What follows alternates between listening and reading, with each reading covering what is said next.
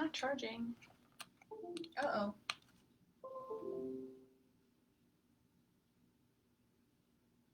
Turn it over. Maybe it's your iPad. It's getting old.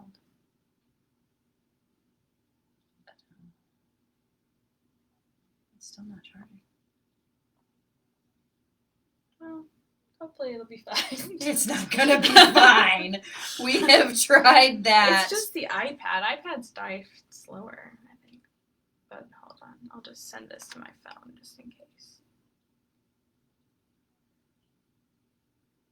How do I do that? Other apps. Share note. AirDrop.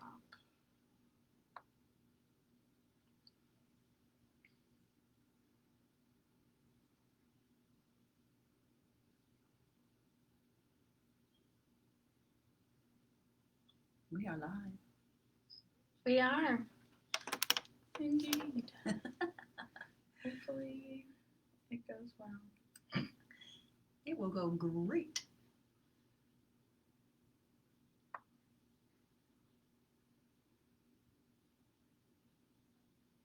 Books. Okay. So if it comes down to it. Okay. We'll figure our notes out there. Yeah. Okay. You just have to pass the phone back. Yeah. All right. Well, welcome everyone. Thank you for joining us. We are so excited to have you here with us tonight. One of the biggest things that really has come up in my own healing journey that I've really learned a lot about is this thing that we call leaky gut. And a lot of people don't quite understand. They've never heard this term before. So we're really going to kind of dive into what leaky gut is, how it really can affect you as far as chronic bad health, chronic illness, chronic inflammation. Share this video, start a watch party. We want to reach as many of our community as possible. I was doing some math in my head, and I think that if I look at Florissant, Hazelwood, Bridgeton, Ferguson, Berkeley, all of our surrounding North County communities, Dr. Sarah and I have taken a stand for the health and well-being of more than 50,000 people. Now, clearly, her and I cannot take care of that many people. We can, though, however, educate. We will try. We will try. We can educate and empower people to have access to as much information as possible. And you know what? I forgot to introduce myself. I am Dr. Robin Lawrence. I am the principal chiropractor here at Get Well Family Chiropractic. I keep trying to find a title for myself. I think I finally found Principal Chiropractor. And my cohort. I'm Dr. Sarah Ponica. I am Dr. Robin's associate chiropractor. Yes, here. Absolutely. My right-hand gal. As always, tonight, if you have any questions, make sure that you put them into the comments down below. We will answer them as quickly as we possibly can. Also, let us know that you're here. We would love to acknowledge you. You have so many choices of things that you could be doing right now, and you chose to be with us. And we absolutely love that about you, that you're seekers and you're awakening to new solutions, alternative, healthy, natural, those solutions that are the right way. The right way? The only way? Our way. The way. The way.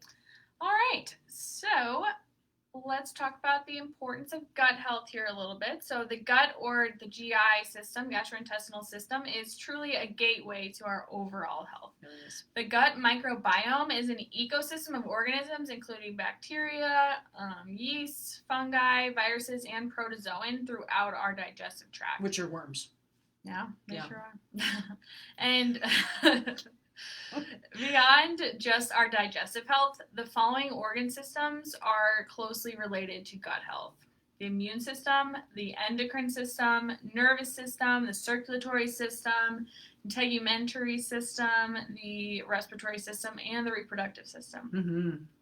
And here's just a few key points to consider here too. So A lot of people there don't know are this one. 10 times the amount of bacteria, like the number of bacteria in our body, than the number of our own cells. And the majority of them are found within our digestive system. Mm-hmm. Yeah. The gastrointestinal system contains 90% of the body's happy hormone, serotonin. So just think about that as you hear the rest of what we have to say tonight. And then most importantly, about 70% of our immune system is housed in our gut. Right. So as you can tell, gut health does not just stop at digestion. The health of our gut affects nearly every system in our body. Yep, absolutely. So really, what is this thing that we call leaky gut? It's a term that refers to intestinal hyperpermeability, right? So it's too permeable. Too many things can pass back and forth, right? And it's become increasingly more common as a health problem today. Leaky gut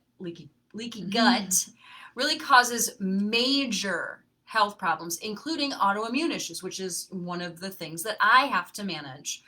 So my gut health is really important to me. So really, how does this happen? So intestinal hyperpermeability is exactly what it sounds like I explained. The digestive tract no longer is able to ensure that the good stays in and the bad stay out, right? Instead, the tight junctions, I'm going to use my fingers as an example, the tight junctions of the proteins that hold the intestinal walls together are loosened. This leaves sizable gaps for undigested food particles, digestive fluids, and toxins like bacteria, viruses, the protozoas, right, that we talked about, fungi, mold, yeasts, all to enter into now the bloodstream and circulate through your entire body. The body's going to react to these foreign particles in the blood and produce immune antibodies or pro-inflammatory cells to try and fight them off. This breeds chronic inflammation, food allergies, right? So all of a sudden, you weren't allergic to a particular food, but now all of a sudden, oh my gosh, I am allergic to this food. And various other health complications. Of course, there's no signs of improvement until the gut permeability is addressed, so you can take all the allergy pills you want, you can take all the over-the-counter anti-inflammatories that you want. It's never going to go away until we actually correct the cause. So fortunately, we now have a better understanding of the causes and the obstacles, and we have treatment methods for leaky gut, and there is a stop to the cycle.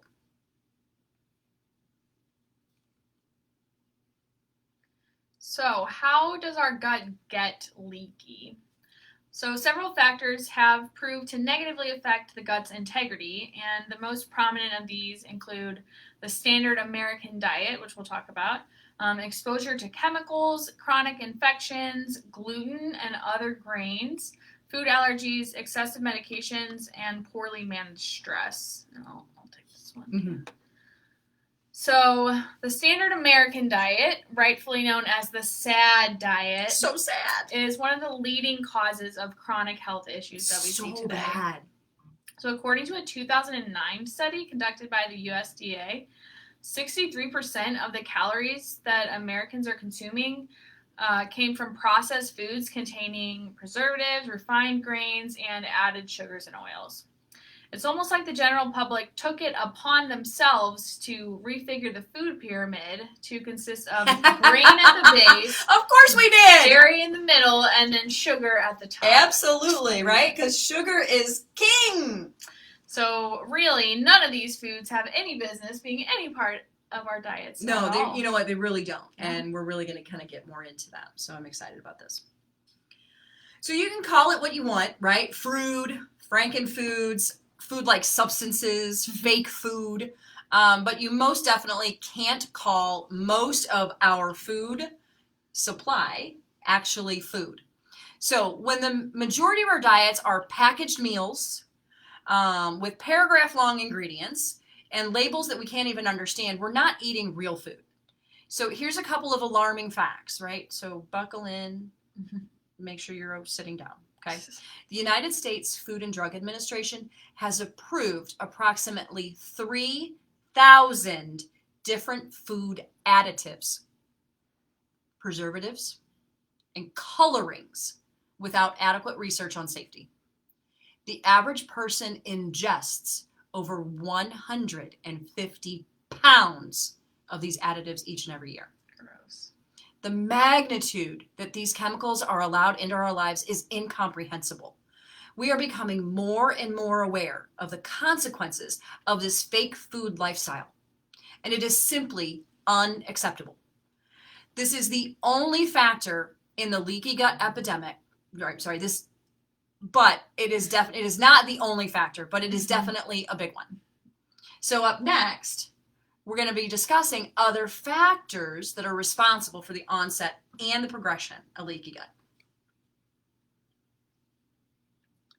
So inflammation, which I swear comes up every single week in our Does classes, totally is a vital immune response and is the body's attempt to defend itself against pathogens, heal from injury, and repair damaged tissue. Right, it's necessary. We need it.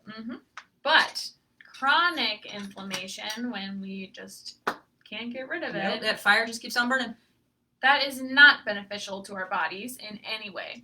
It can actually worsen the body's ability to recognize foreign invaders, and it puts the body in a state of stress for extended periods of time. This can cause lasting damage, increased food allergies, and eventually autoimmunity. This type of inflammation can be caused by a number of different factors, but it's largely seen as a result of leaky gut syndrome and poor dietary habits. If chronic inflammation goes untreated, leaky gut is worsened and the body ultimately loses its ability to repair from that damage. Right, and that's, and as chiropractors, that's the one of our main principles is the body is self-healing and self-regulating, right? We were born to be healthy. And, it's our innate ability to heal ourselves that makes us healthy. But we put all these bad things into us and we lose our natural, inborn, innate ability to heal. Gluten. It's the glue that holds our sad diet together. So gluten is a very general term. A lot of people are like, well, what's this gluten thing? It's a fad. Oh, it's fake. Those people they don't know what they're talking about, right? So it is a term of mixed proteins in many grains such as wheat, barley, and rye. Gluten has found itself in much of our food supply. It's disguised in packaged foods and featured in most pre-prepared dishes. It is no surprise that our consumption of gluten has really increased immensely and our health is suffering from it.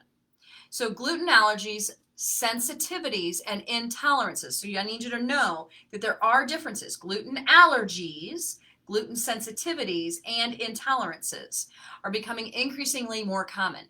Gluten-free has really become a buzzword within the health community, and people are finally beginning to explore just how dangerous gluten can be for their health.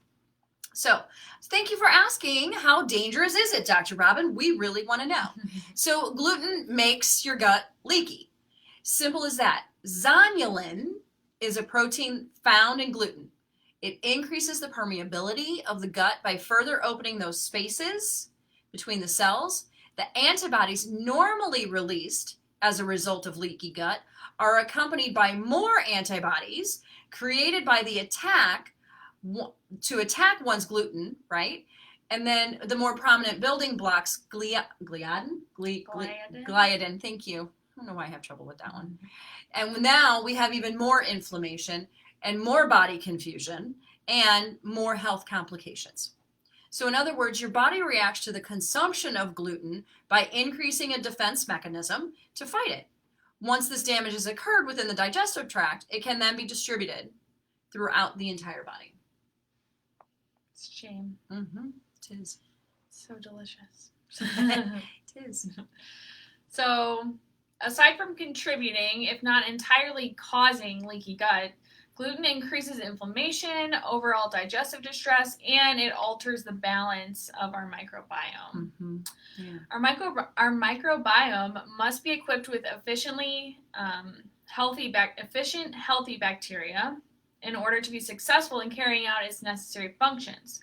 Before we move further, let's talk about microbiome, right? Because people are like, micro what? I think like those domes, right? Those funky space domes. Microbiome is the environment inside your intestines. right? Because the intestines are its own little encapsulated world, right? It has its own system inside there, and micro meaning flora, right? Micro meaning small, right? Biome meaning life cycle. So, yeah. Okay. In case anybody was wondering. I like it. Thanks. So without the proper balance of bacteria, the following functions are going to be disrupted. Our digestion, our immune response, nutrient absorption, hormone regulation, vitamin production in our body, detoxification, mood management, and many more. Yeah, so, we talked about, 90% of our happy hormone, serotonin, is located in the gut, not in the brain, right? So people who have depression and are taking SSRIs, those serotonin reuptake inhibitors, maybe it has nothing to do with brain chemistry and has everything to do with gut chemistry. We talk about hormone regulation. So I see a lot of women right now that are premenopausal and having hot flashes, or they're postmenopausal and they're having hot flashes, right? So that's all about hormone based, right? Yeah, it's crazy. It's all connected. It is all connected, right? So primary effects of gluten. So there are primary effects and there are secondary effects. So let's first talk about the primary effects of gluten. The damage that gluten causes that we've talked about so far have mainly been primary effects, right? Intestinal hyperpermeability, the permeability of the blood-brain barrier, right? Because there's a barrier that we don't want bad stuff in our brain. The onset of autoimmune diseases, such as celiac, Crohn's, ulcerative colitis, the development of psychological disorders. We just talked about depression as an example of one. Dysbiosis or abnormal bacteria growth. So, we've got an imbalance of bad bacteria inside our gut. Acute allergic or IgE, which are the type of blood cells, responses. Potential development of skin rashes called dermatitis herpetiformis, and delayed antibody response. Now, the skin rashes, it's not just that one. It could be a contact dermatitis or eczema or psoriasis. We talked about those autoimmune issues, right? Hashimoto's is a thyroid problem. With all of these issues, are very serious within and of themselves, then you too cause further complications, right, with any number of these. So let's really look at what maybe some of the secondary effects of gluten are.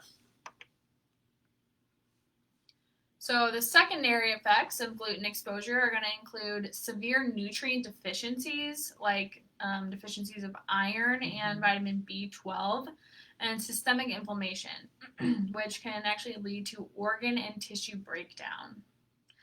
So it might seem a little bit redundant that we keep coming back to how your body acts on gluten, but it is one of the most important pieces of information that you can take away from this class on leaky gut. Gluten is a major component of the leaky gut cycle. It is present in the onset, the maintenance, and the progression of this damaging condition, and it should not be taken lightly. Right, and a lot of people, when we talk about gluten sensitivities and we're talking about leaky gut, doesn't necessarily mean that if you have a gluten sensitivity or an intolerance that you're going to get a gut issue, right? Bloating, constipation, diarrhea, things like that. I tend to get, when I eat gluten, I get joint pain, right? I get a lot of bloating and constipation. I get joint pain. I get mood things, right? My kids always know, Mom, did you eat gluten? What's going on with you right now? And I notice a change in my facial skin color. Like I'll look red. Yeah. Okay, so, you can probably already guess that gluten is the path to disease pretty much directly. The first step is when gluten's contribution goes unnoticed. So at this point, it's likely there's little or no symptoms. This is where most people will assume that gluten won't hurt them, right? And therefore they can eat it with no problem. Unfortunately, the lack of apparent symptoms does not mean that gluten doesn't hurt your gut. In fact, it takes exposure over time and an accumulation of damage before leaky gut is noticeable. For those cutting out gluten before they feel any physical impact, they are still treating an underlying issue even if they can't quite feel it yet. So if you can be proactive before you feel the problem, that's great. The next step is the progression of subclinical symptoms. So you might not feel good, but your doctor can't say that there's anything wrong with you, okay? This is where leaky gut truly begins to develop. Often, the first thing that will be noticed is increased food and environmental allergies, right? So now I have sinusitis all the time, and I never had it before. Digestive distress may become more frequent. Unfortunately, it's common for people to still avoid blaming gluten for their discomfort. Oh, it's the seasonal allergies. Oh, it's whatever, right?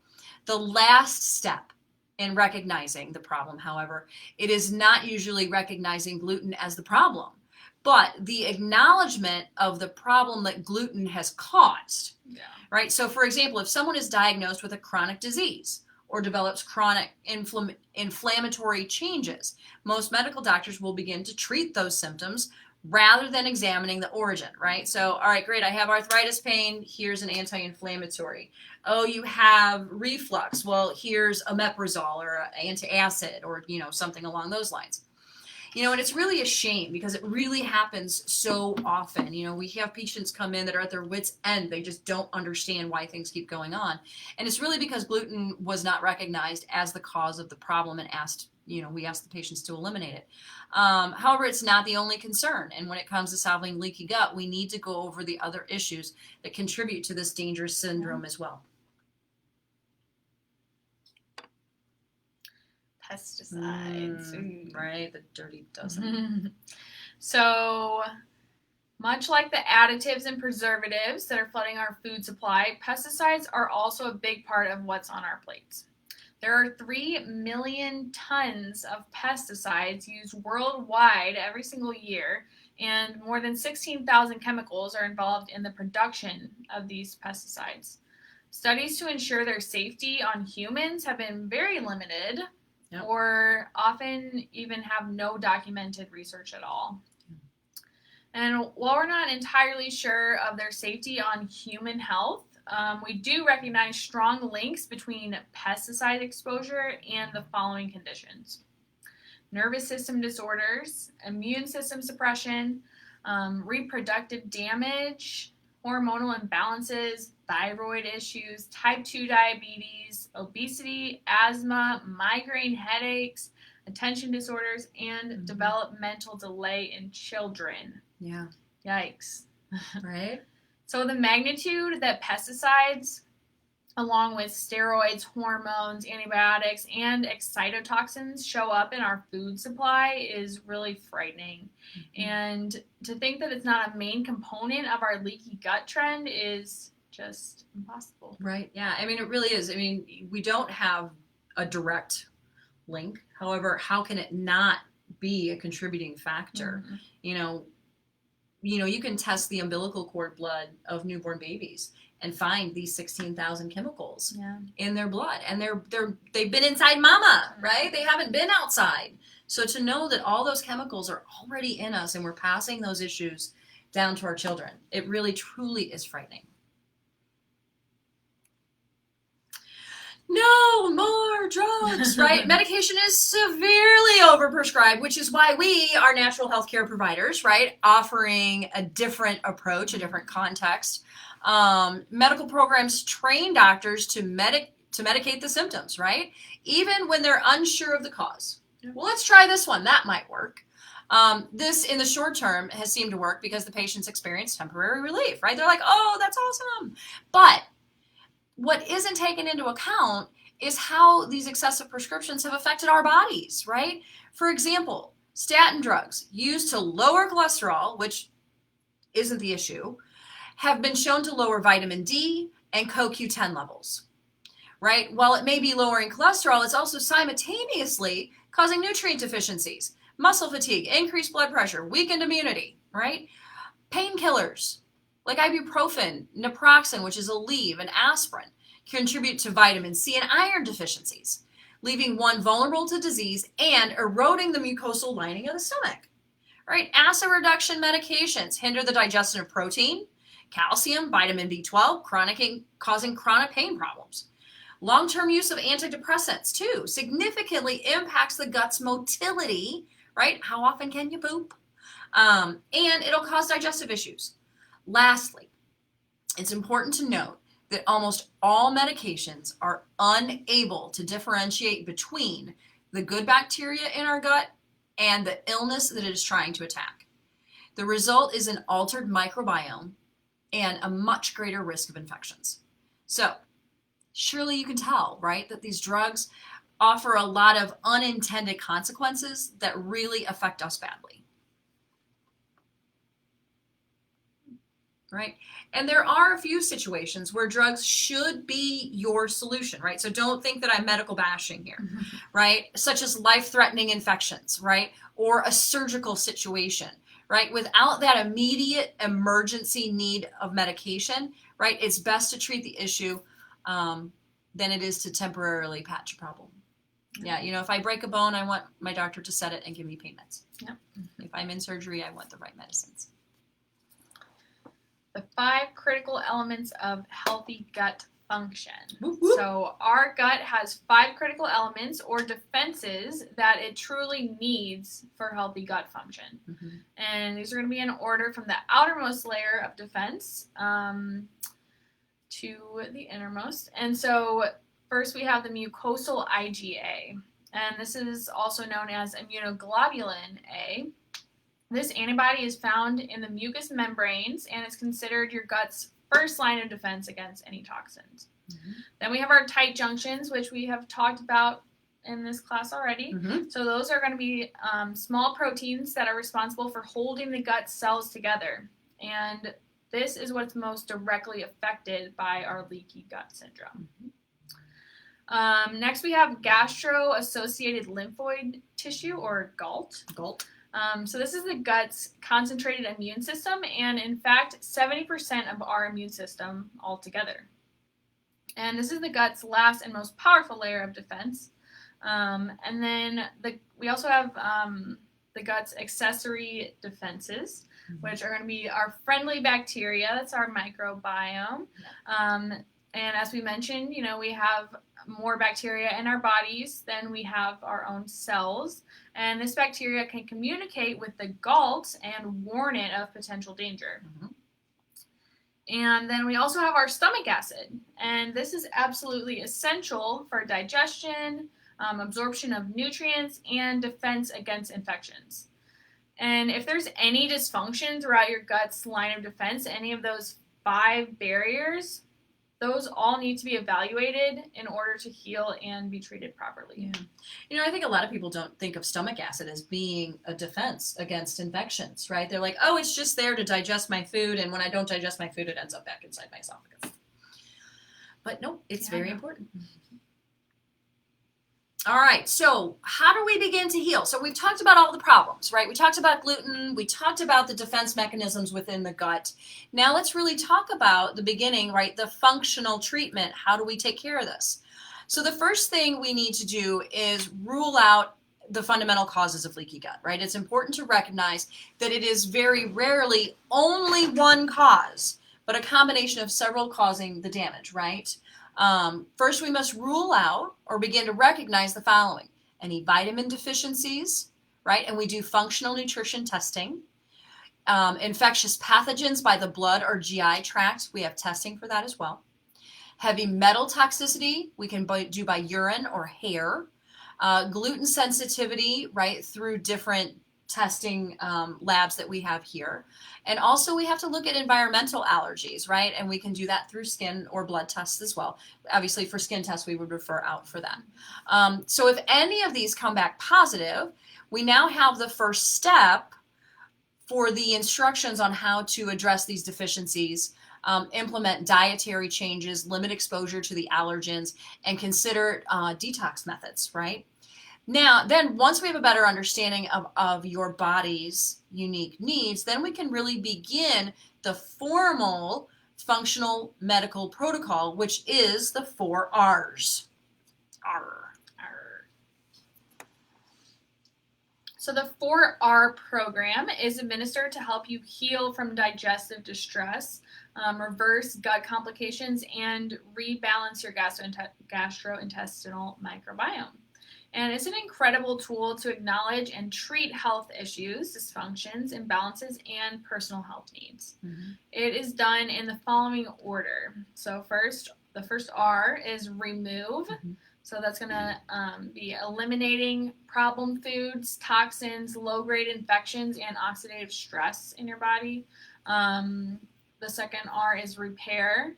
So this will be beginning to reintroduce a clean diet with essential nutrients that your body needs. Next is restore. Repopulate your gut with healthy bacteria to restore the proper balance of gut flora. And then replace. So you're going to replace digestive enzymes, antioxidants, and immune-boosting vitamins to promote sustainability and healthy digestion. So we, as functional medicine practitioners, are trained in this kind of protocol, and we're enthusiastic about making sure that your individualized needs are addressed. Yeah, during absolutely, the because process. everybody is individual, Mhm. right? You know, we've got the 4 R's, but not everybody needs the same protocol within the Right. 4 R's. Exactly. So we've got to, customize it just for what's going on with you. All right, so at this point, you may have already removed things that you knew were detrimental to your health, such as gluten, any other known allergies, sugar, right, things like that. But you're also going to want to remove as much of that chemical burden in your daily life, right? That chemical burden is everywhere, right? And this includes pesticides on your foods or in your home.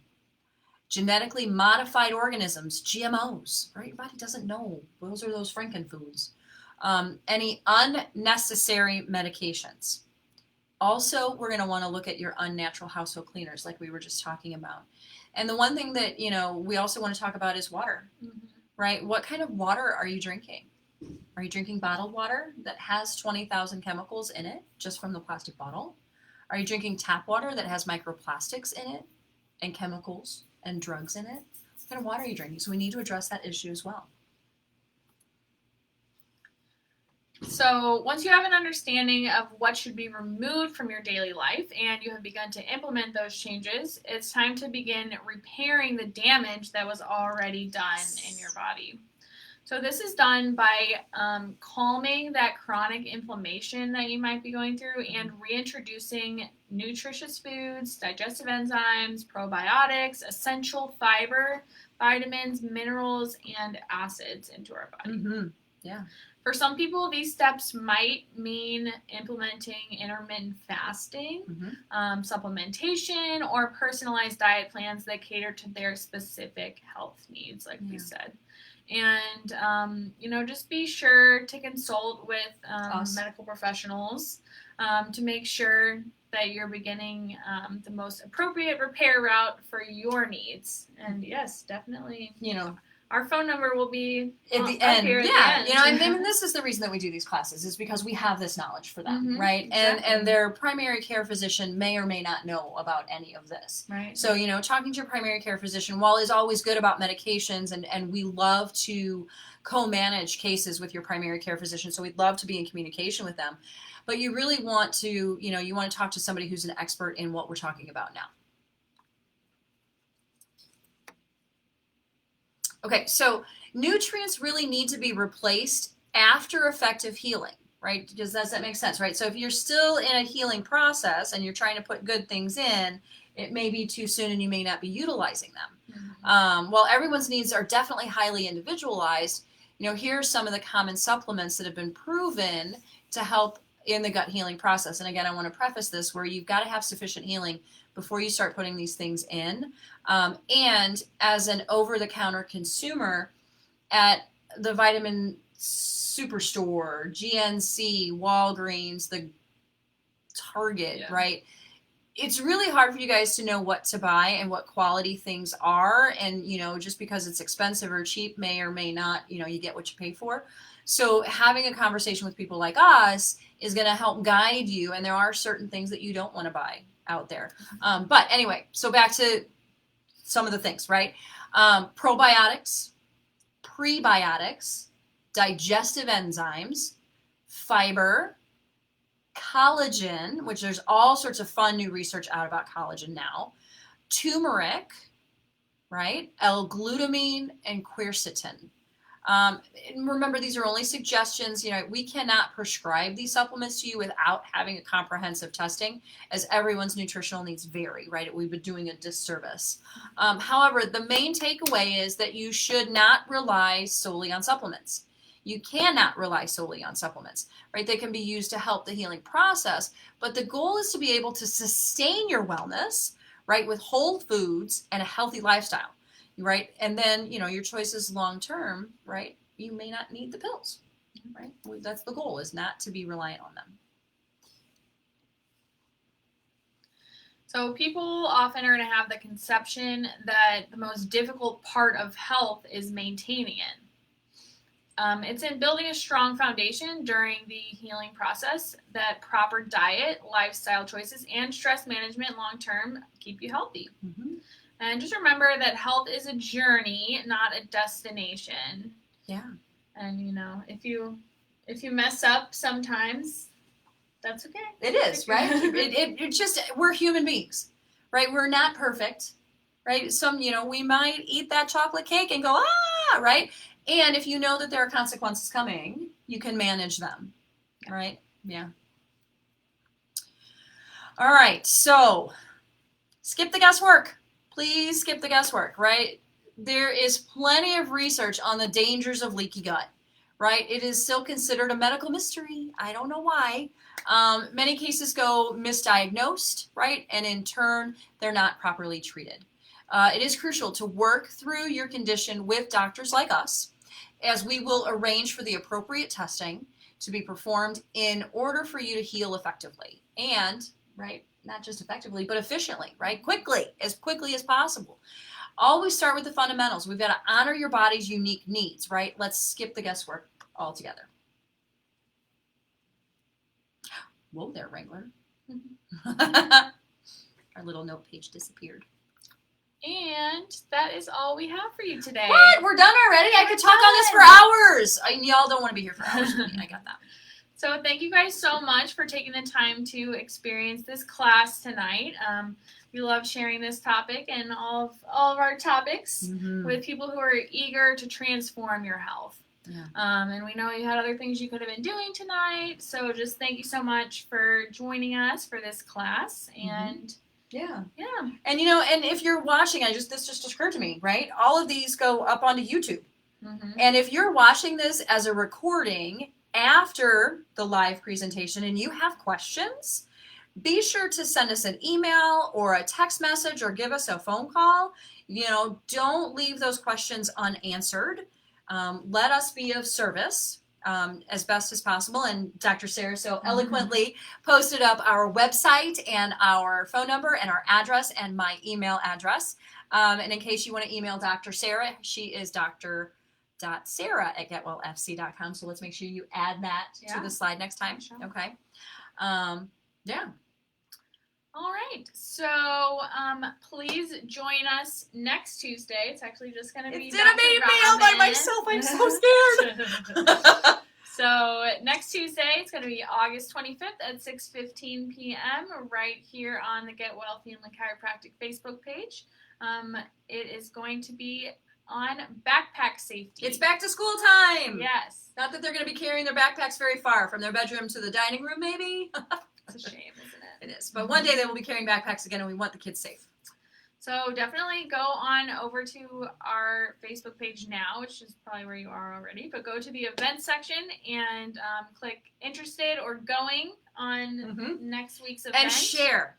And share it. Yes. Share. We would love to be shared. Yes. All right. Yeah. So, and if anybody is interested in a consultation for leaky gut or any of their other health concerns, or want to talk about chiropractic specifically, we are here to help you. And as always, there's no charge for a consultation. We're happy to sit down with you for 10-15 minutes, talk about what you've got going on, find out if we're the right fit. If not, we will point you in a direction. We're not just going to say, well, good luck, right? And thanks for joining us.